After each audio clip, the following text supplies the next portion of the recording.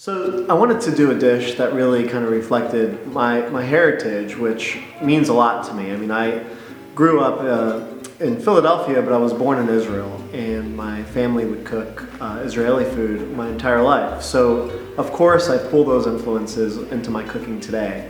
And I think that's what makes chefs who they are. They're able to truly pull the memories of food, what's made them happy as children, as adolescents, as teenagers, and the food that they've cooked for their parents growing up. So I think about those things all the time when I create a dish. And so I did this shakshuka, and shakshuka is an Israeli dish.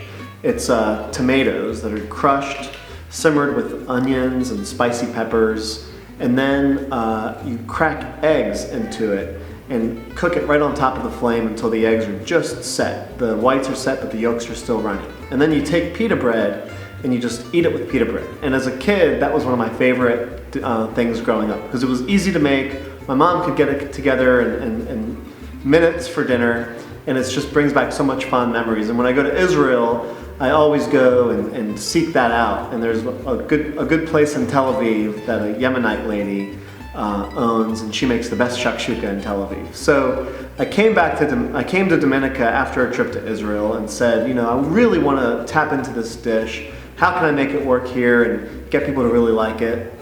So of course we're an Italian restaurant, but I use that Israeli influence in a lot of my cooking. So I took the shakshuka, which we did tomatoes slowly cooked down with spicy peppers and onions.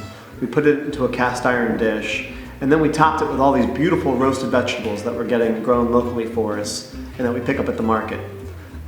We slow roasted some goat shoulder until it was really tender, sliced that, put that on top, and then cracked that egg on top, which makes shakshuka shakshuka. You gotta have the egg and the tomato.